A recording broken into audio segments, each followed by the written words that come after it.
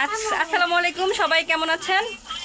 আজকে আমি রান্না করতেছি একটি স্পেশাল রান্না, আচারি বেগুন।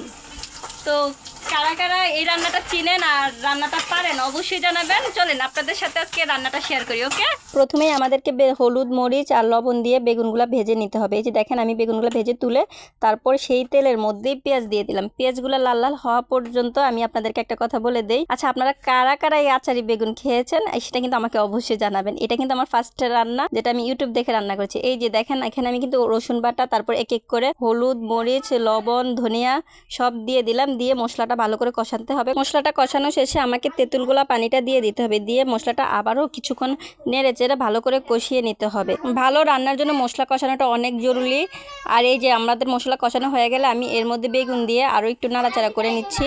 তারপর অন্য একটা কড়াইতে আমি 5 ফোড়ন ভাজার জন্য দিয়ে দিয়েছি। 5 ফোড়নটা ভেজে আমাকে ভালো করে গুঁড়ো করে নিতে হবে। আমার মতে এই তরকারিটা স্বাদ নির্ভর করেছে 5 ফোড়ন আর তেঁতুল গোলা পানিতে। বিশ্বাস করবেন না, তরকারিটা এত মজা হয়েছে।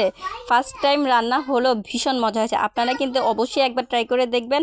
দেখেন তরকারিটা কতটা ইয়ামি আর লোভনীয় দেখাচ্ছে। এই সাথে কিন্তু আমি অন্য একটা চুলায় এক মাহাতের জন্য একটা মাছ ভেজে নিলাম, যেটা মাহাত পুকুর থেকে ধরেছে। এই যে আমার আচারি বেগুনের ফাইনাল লুক কতটা লোভনীয় দেখাচ্ছে, আপনারা দেখেই বুঝতে পারতেছেন আসলেই রান্নাটা এত বেশি মজা হয়েছে। এই যে রেডি আমাদের আচারি বেগুন। কেমন হয়েছে অবশ্যই কারা কারা এটা খেতে পছন্দ করেন বা কখনো শুনেছেন খেয়েছেন, এটা অবশ্যই আমাকে জানাবেন। আজকের মতো এই পর্যন্ত, এখন আমাদের খাওয়া দাওয়ার পালা। তো সবাই ভালো থাকবেন, যারা যারা ভিডিও দেখেছেন তাদেরকে অনেক ধন্যবাদ। আল্লাহ হাফেজ।